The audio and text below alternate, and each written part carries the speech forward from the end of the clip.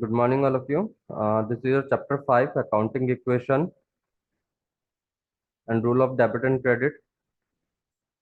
In this chapter, we are going to read what is the meaning of accounting equation, effects of a transaction on accounting equation, meaning of debit and credit, rules of debit and credit, जो आपको general entry में help करेंगे.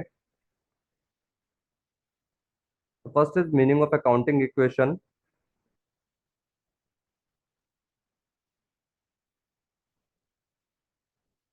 Accounting equation is based on dual aspect concept. जो accounting equation है वो dual aspect concept पे based है. Dual aspect concept आपको बता दिया था कि asset equals to liability plus capital, यानी कि आपके एसेट्स ऑलवेज उतने ही इक्वल होंगे जितने आपके लायबिलिटी प्लस कैपिटल होगी.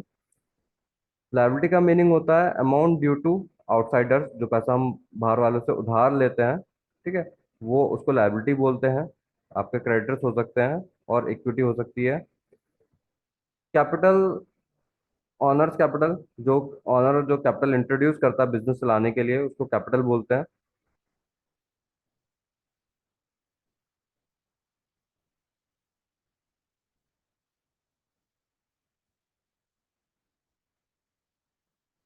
उसके बाद कुछ इसके types of transaction affecting accounting equation पढ़ेंगे कि अकाउंटिंग इक्वेशन से जो ट्रांजैक्शन पे अफेक्ट पड़ता है वो किस किस तरीके से अफेक्ट पड़ता है.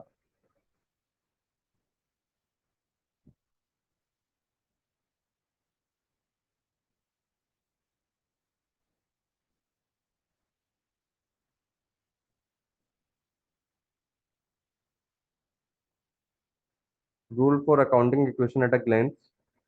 अगर बिजनेस को चाहे कैश के साथ स्टार्ट करा जा रहा है, बिजनेस स्टार्टेड विद कैश, और बिजनेस में कैपिटल इंट्रोड्यूस करी जा रही है, कैश इंट्रोड्यूस करा जा रहा है, और तो जो ट्रांजैक्शन का इफेक्ट पड़ेगा, कैश का बैलेंस इंक्रीज हो जाएगा और कैपिटल का बैलेंस भी इंक्रीज हो जाएगा. एक बार फिर से रिपीट कर देता हूँ. अगर बिजनेस स्टार्ट करा जाता है कैश के साथ, business started with cash,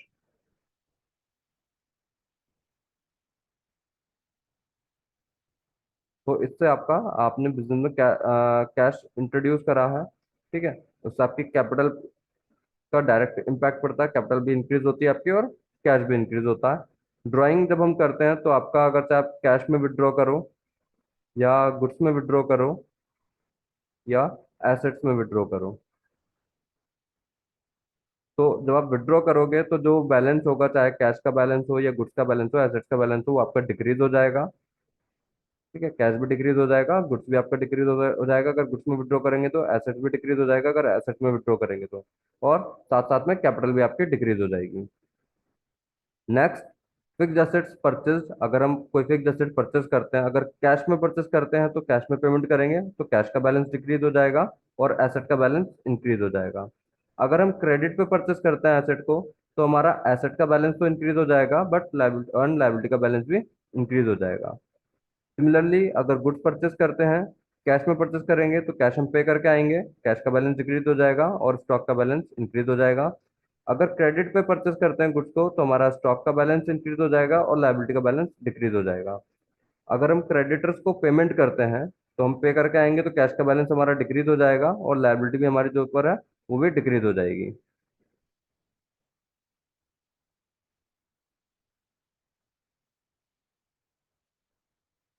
next, sale of goods. इसमें डुअल इफेक्ट से भी ज्यादा ट्रिपलेट इफेक्ट्स भी हो सकते हैं. अगर गुड्स की कॉस्टिंग 5000 है, उसको हम सेल आउट कर रहे हैं फॉर कैश 6000 में, तो हमारा कैश का बैलेंस, क्योंकि हमारे पास से गुड्स कितने का है, कॉस्टिंग 5000, तो स्टॉक 5000 का आपके पास से डिक्रीज हो जाएगा. कैश आपके पास आ जाएगा 6000 का, बैलेंस इंक्रीज हो जाएगा 6000 से. और जो प्रॉफिट आपको हुआ है इस पे 1000 रुपीज का, आपने सेल करा 6000 में, कॉस्ट उसकी 5000 थी तो 1000 का प्रॉफिट हो गया. उस 1000 के प्रॉफिट को आप कैपिटल में ऐड कर दोगे.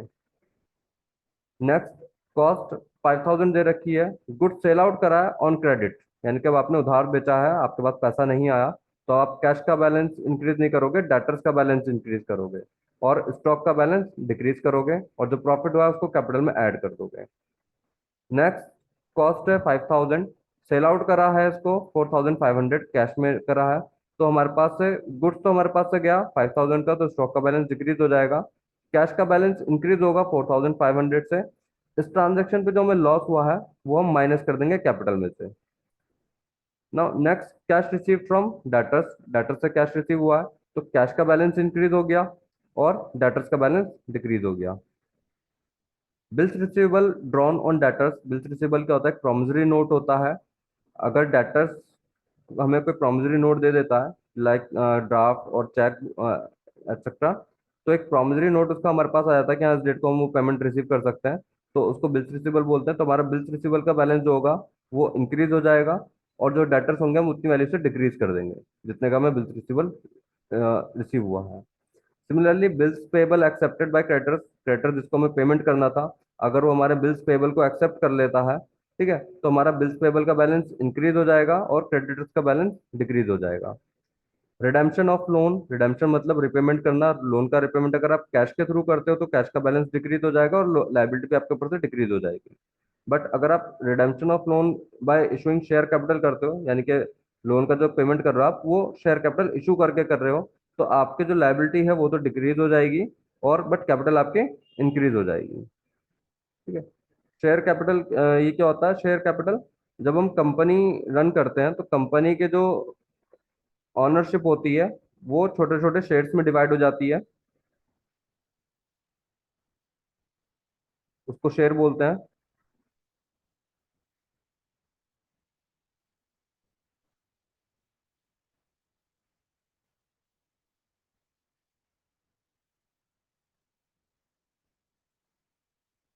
तो जो हमारा लोन था, हमने उसका लोन का पेमेंट कैसे करा? कैश में ना करके उनको ऑनरशिप दे दी हमने कि आप भी मतलब हमारी कंपनी के पार्टनर्स बन सकते हैं, ठीक है, ऑनर्स बन सकते हैं। तो हमने यहाँ पे कैपिटल एक उनको उसमें क्रिएट कर दी, तो हमारा जो लाइबिलिटी थी वो डिक्रीज हो गई और कैपिटल हमारी इंक्रीज हो गई वहाँ पर।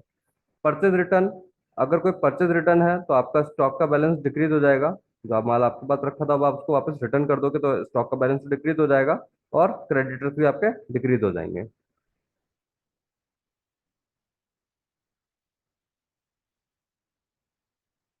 एक्सपेंसेस। अगर कोई भी एक्सपेंसेस अगर आप पेमेंट करते हो एक्सपेंसेस का, तो बदले में तो हमारे पास कुछ नहीं आएगा बल्कि हमारे पास से कैश जाएगा, तो कैश हमारे पास से जा रहा है तो डिक्रीज हो गया। ठीक है। और बदले में कुछ नहीं आया, कोई एसेट नहीं आ रहा, अगर एसेट आता तो हम एसेट को इंक्रीज करके दिखा देते, या कोई लाइबिलिटी का हमारी डिक्रीज हो रही तो हम डिक्रीज करके दिखा देते। तो अब हम क्या करेंगे, उसको कैपिटल में से भी माइनस कर देंगे, यानी कि कैपिटल भी डिक्रीज कर देंगे और कैश भी डिक्रीज कर देंगे। Salary outstanding. आउटस्टैंडिंग का मीनिंग होता है कि हमारे पर ड्यू है बट नॉट पेड, हमने उसको पेमेंट नहीं करा। ड्यू बट नॉट पेड, तो हमारे ऊपर ड्यू है तो एक लायबिलिटी क्रिएट हो गई, तो लायबिलिटी हमारी इंक्रीज हो जाएगी और कैपिटल हम क्या कर देंगे, डिक्रीज कर देंगे। अगर इसका हम पेमेंट कर देते जैसे हमने यहाँ पे करा था, तो हमने कैश को डिक्रीज कर दिया था और कैपिटल में से भी डिक्रीज कर दिया था। अब हमने पेमेंट तो करा नहीं तो हम एक लायबिलिटी क्रिएट कर देंगे, लायबिलिटी को इंक्रीज करके दिखा देंगे। सैलरी प्रीपेड, ये एक एडवांस पेमेंट है, यानी कि पेमेंट तो आपने करा है, कैश आपके पास से गया, तो कैश अगर आपके पास से गया तो डिक्रीज हुआ है। ठीक है। और कैसा है, प्रीपेड है, तो प्रीपेड आइटम हमारे क्या होते हैं, एसेट होते हैं, तो हम इसको एसेट मानते हैं, प्रीपेड एक्सपेंसेस के नाम से मैं हेड बना देंगे और वहां पर उसको शो कर देंगे। ठीक है। कैपिटल में से माइनस नहीं करेंगे, बस खाली कैश में से माइनस करेंगे और प्रीपेड एक्सपेंसेस में शो कर देंगे। कैपिटल में से तब माइनस होगा जब इसकी ड्यू डेट आ जाएगी, जब आपको उसको एक्चुअल में पेमेंट करना था, तब आप सैलरी प्रीपेड एक्सपेंसेस में तो आप माइनस कर देंगे और कैपिटल में से भी माइनस कर देंगे, तभी करेंगे, उससे पहले नहीं करेंगे। Next, income. कोई भी आपको जो इनकम होती है इंटरेस्ट के थ्रू या कमीशन के थ्रू, ठीक है, तो जो इनकम आपको रिसीव हो रही है तो आपके पास कैश आएगा, तो कैश का बैलेंस इंक्रीज हो जाएगा और कैपिटल भी आप इंक्रीज करके दिखा देंगे। Next, interest accrued but not received. ठीक है, जस्ट लाइक जैसे आउटस्टैंडिंग था, तो ऐसे हो सकता है कि इनकम आपकी एक्रूड हो गई, आपने अर्न तो कर ली लेकिन अभी आपको मिली नहीं है, रिसीव नहीं हुई है, तो रिसीव नहीं है तो कैश में नहीं दिखाओगे उसको। जैसे प्रीपेड एक्सपेंसेस आपका एसेट था, ऐसी एक्रूड इनकम, आउटस्टैंडिंग इनकम आपकी एसेट होती है, तो आप उसको एक अलग हेड बना करके दिखा देंगे एक्रूड इनकम के नाम से, और कैपिटल में भी ऐड कर देंगे उसको, कैपिटल भी इंक्रीज कर देंगे। Interest received in advance. अगर आपको इंटरेस्ट एडवांस में रिसीव हो जाता है, ठीक है, तो आपका कैश का बैलेंस आ गया आपके पास, वो इंक्रीज हो जाएगा। और एक लायबिलिटी है इंटरेस्ट रिसीव्ड इन एडवांस, जो एडवांस इनकम होती है वो लायबिलिटी होती है, उसको लायबिलिटी साइड दिखा देंगे, एडवांस इनकम के नाम से हेड बना करके वहां पर शो कर देंगे, उसे इंक्रीज करके दिखा देंगे।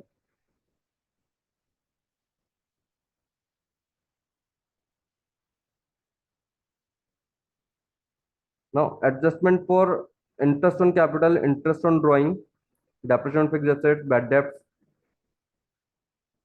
इंटरेस्ट ऑन कैपिटल क्या होता है? जो कैपिटल होती है, जो प्रोप्राइटर ने जो कैपिटल बिजनेस में लगाई है, उस पर उसको इंटरेस्ट मिलता है। तो अगर जब उसको इंटरेस्ट मिलेगा, वो कहाँ से मिलेगा? आउट ऑफ द प्रॉफिट मिलेगा। तो इस पर कैपिटल का, या तो आप कोई भी ऐसा, मतलब उसको ना तो आप माइनस करके दिखाइए ना डिक्रीज करके दिखाइए। अदरवाइज होना क्या था, पहले तो आपको इंटरेस्ट ऑन कैपिटल मिलेगा तो आप उसको प्लस कर दोगे कैपिटल में, और ये दिया जाता है आउट ऑफ प्रॉफिट, तो कैपिटल में ही प्रॉफिट को ऐड करा जाता है, तो माइनस कर दोगे, कैपिटल से माइनस कर दोगे इसको। तो अगर इफेक्ट अगर आपको शो करके दिखाना है तो आप इस तरीके से दिखा सकते हैं, प्लस कैपिटल में प्लस कर दोगे और फिर माइनस कर दोगे।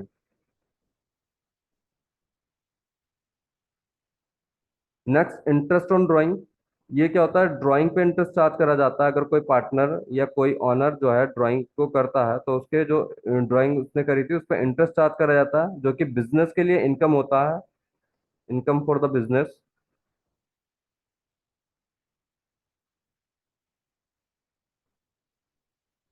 And loss for the owner, या एक्सपेंसेस फॉर द ऑनर। तो उससे उसकी कैपिटल डिक्रीज हो जाएगी। तो सिमिलरली इसको भी ऐसे करेंगे। बिजनेस के लिए इनकम है तो कैपिटल में ऐड कर देंगे, और ऑनर के लिए लॉस है तो ऑनर की कैपिटल ही डिक्रीज होगी, तो उसके कैपिटल में से उसको माइनस कर देंगे। Income will increase capital by 100, इनका interest on drawing will reduce by capital by 100।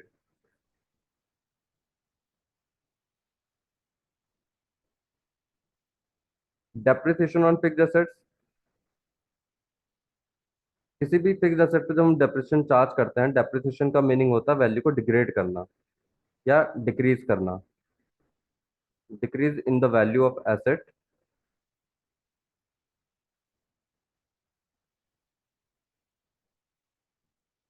Due to its wear and tear life.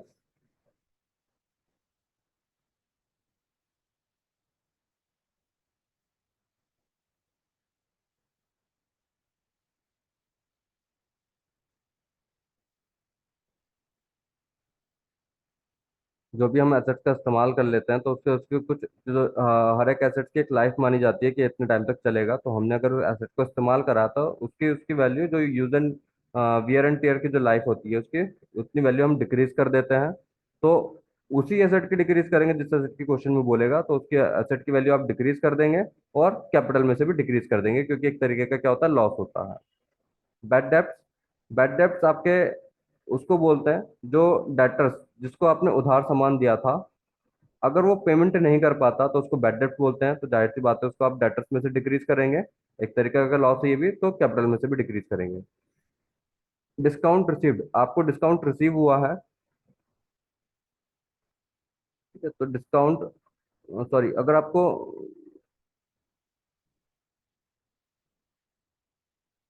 Discount अगर आपको रिसीव होगा किसी भी उसमें, ठीक है, तो जो आपका, अगर सपोज करो यहाँ पे एग्जांपल दे रखा है कि क्रेडिटर्स को फुल सेटलमेंट में पेमेंट करा है राम, जिसके ऊपर 2000 का उधार था, जिसको 2000 रुपीज पेमेंट करने थे, बट आपने कितने 1900 पेमेंट करा, 100 रुपीज का आपको डिस्काउंट मिल गया यहाँ पे। तो कैश में आप 1900 से डिक्रीज करोगे क्योंकि इतने का आपने पेमेंट करा है।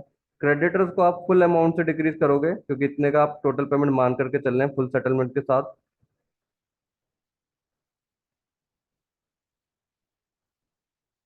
फुल सेटलमेंट का मीनिंग ये होता है कि जितना उसके ऊपर ड्यू था और जितना आप पेमेंट कर रहे हैं, वो अकाउंट आप पूरा क्लोज कर रहे हैं। ठीक है, यानी कि जितना आपको 2000 रुपीज, अब आपको जो 100 रुपीज जो बाकी के बच रहे हो, अब आपको पेमेंट नहीं करना पड़ेगा। आपने पूरा अकाउंट जो है पूरा सेटलमेंट के साथ, फुल सेटलमेंट के साथ क्लोज कर दिया। आप ये मान के चलें कि क्रेडिटर्स आपके जो डिक्रीज होंगे वो 2000 से डिक्रीज होंगे। तो इस ट्रांजेक्शन ट्रांजेक्शन पे जो 100 रुपीज का बेनिफिट हुआ है उसको आप डिस्काउंट उसमें कैपिटल में ऐड कर देंगे। Discount allowed. डिस्काउंट अब आप अलाउ कर रहे हैं सामने वाले को, जैसे यहाँ पे एग्जांपल दे रखा है कि राम जो डेटर्स था उसको 2000 रुपीज देने थे हमें, ठीक है, बट वो 1900 रुपीज ही पे कर रहा है। तो आपके पास जो कैश का बैलेंस आएगा वो 1900 का बैलेंस आ जाएगा, इंक्रीज कर दोगे आप, और 2000 रुपीज आप डिक्रीज कर दोगे डेटर्स में से। ठीक है, आपके डेटर्स इतने अमाउंट से डिक्रीज जाएंगे। और इस पे जो आपको लॉस हुआ है, कहाँ, तो आपको 2000 रुपीज रिसीव करने थे बट आपने 1900 ही रिसीव करें, तो 100 का जो लॉस हुआ उसको आप कैपिटल में से माइनस कर दोगे।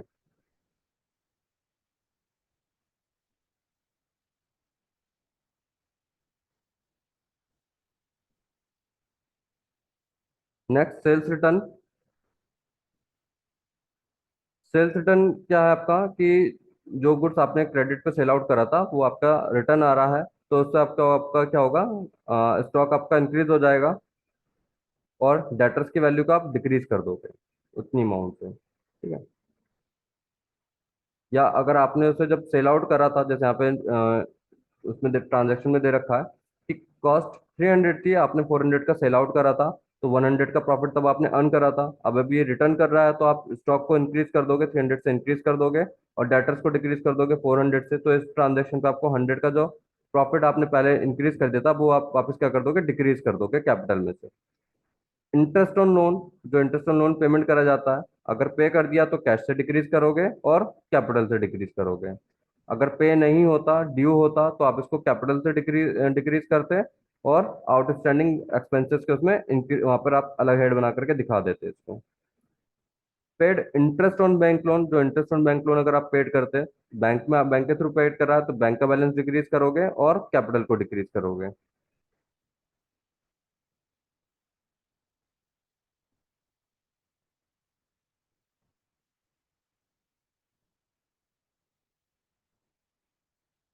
नाउ एक क्वेश्चन लेकर के करके देखते हैं। ये क्वेश्चन आपके सामने स्क्रीन पर है। Mohan started business with cash, purchase goods on credit, purchase furniture for cash, paid rent 300, salary 700, sold goods costing rupees 12,000 on credit, paid to creditors, received interest, withdrew cash for private use, brought goods from Ram 8,000 and paid 5,000 immediately. तो इसको accounting equation में देखो कैसे करके करते हैं। ये format है अकाउंटिंग इक्वेशन का। एक साइड आप सीरियल नंबर नोट करते हैं और ट्रांजैक्शन को नोट करते हैं। फर्स्ट ट्रांजैक्शन थी इसमें आपकी, business started with cash, 40,000 rupees से बिजनेस में मतलब कैश लेकर के बिजनेस को स्टार्ट करा गया, तो कैश का बैलेंस 40,000 कैश के नीचे दिखा दिया, ठीक है, और कैपिटल में भी दिखा दिया 40,000 रुपीज का। नेक्स्ट सेकंड ट्रांजैक्शन थी परचेस गुड्स ऑन क्रेडिट। हम गुड्स को परचेस कर रहे हैं बट क्रेडिट पे, कोई कैश में परचेस नहीं करा हमने, तो हम इसको कैश में तो नहीं दिखाएंगे यहाँ पे, ठीक है। हम लेकिन हमारे पास स्टॉक तो आ गया तो हम 15,000 का स्टॉक दिखा देंगे और क्रेडिटर्स दिखा देंगे लाइबिलिटी साइड में 50,000 की। बस ये दो ही इफेक्ट इसके होंगे, हमारे पास स्टॉक आया और लाइबिलिटी इंक्रीज हो गई। Next purchase furniture for cash, furniture को परचेस करा है कैश दे करके, तो हमारे पास से कैश डिक्रीज हो गया, ठीक है। फर्नीचर को कैश को डिक्रीज कर देंगे, बदले में हमारे पास फर्नीचर आ गया तो उसके बैलेंस को हम इंक्रीज कर देंगे यहाँ पे, ठीक है। इस पे बाकी जो और किसी चीज पे असर नहीं पड़ेगा। ये जो हमने पेमेंट करा है वो कैश, उस वाले कैश से पेमेंट करा है जो हम बिजनेस में लगा चुके हैं। Next paid rent 300 and salary 700।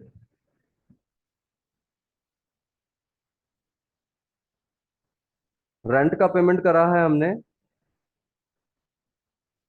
Paid rent, तो हमारे पास से कैश डिक्रीज हुआ होगा, ठीक है, और सैलरी का भी पेमेंट करा है, तो दोनों मिलाकर के 1,000 हो गया, 1,000 आपका डिक्रीज हो गया यहाँ पे कैश से और कैपिटल से भी डिक्रीज कर दिया। Now next sold goods costing rupees 12,000, 12,000 की कॉस्ट थी, बट क्रेडिट पे सेल करा है 15,000, तो हमारे पास कैश तो आया नहीं होगा लेकिन गुड्स हमारे पास से डिक्रीज हो गया होगा, 12,000 का गुड्स डिक्रीज हुआ है और 15,000 हमने डेटर्स में दिखा दिए, डेटर्स के हेड में दिखा दिए। और इस ट्रांजेक्शन पे जो हमें बेनिफिट हुआ है 15,000 माइनस 12,000, जो 3,000 का हमारे पास प्रॉफिट आया है उसको हमने कैपिटल में ऐड कर दिया यहाँ पे। Next paid to creditors, creditors का पेमेंट करा है हमने, तो हमारे पास कैश डिक्रीज हुआ है 8,500 का और क्रेडिटर्स को भी हमने क्या कर दिया, इतनी अमाउंट से डिक्रीज कर दिया। इंटरेस्ट रिसीव, इंटरेस्ट रिसीव करा हमने तो कैश में हमने इसको इंक्रीज करके दिखा दिया और कैपिटल में हमने इसको इंक्रीज करके दिखा दिया।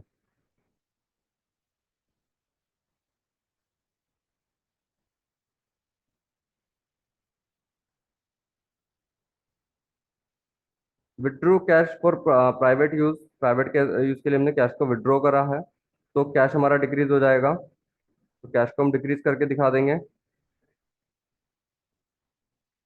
और कैपिटल में से भी हम इसको डिक्रीज कर देंगे।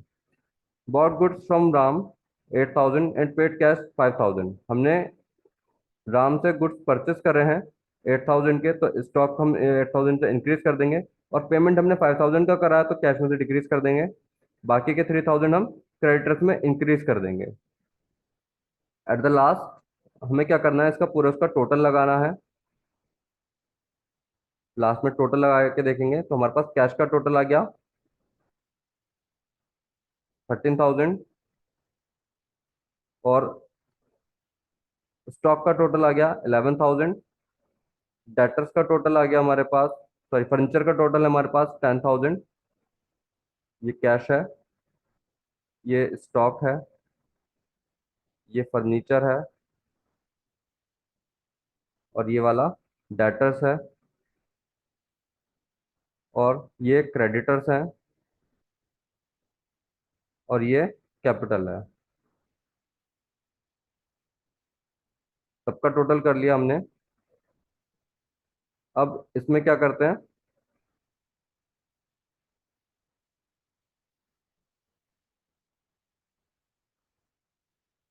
जो अकाउंटिंग इक्वेशन हमने पढ़ी थी स्टार्टिंग में,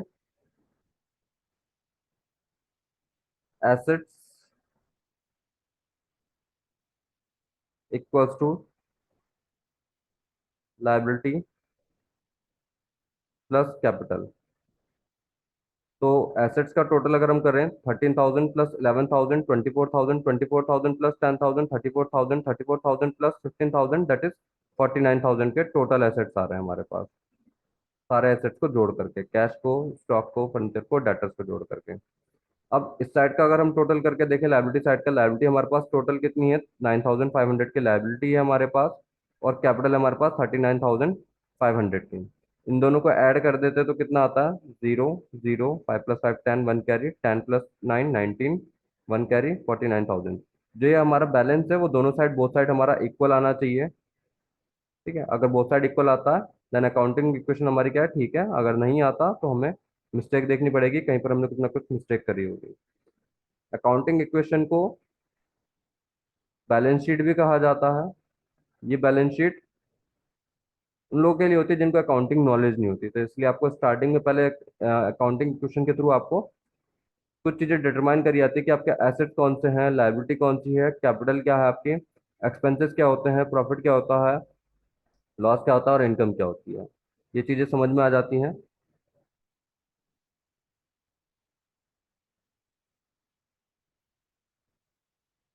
आज की क्लास के लिए बस इतना ही। अभी अकाउंटिंग इक्वेशन एक्सप्लेन कर देता हूँ आपको, बाद में rules of debit and credit बाद में एक्सप्लेन कर दिए जाएंगे। Thank you all of you.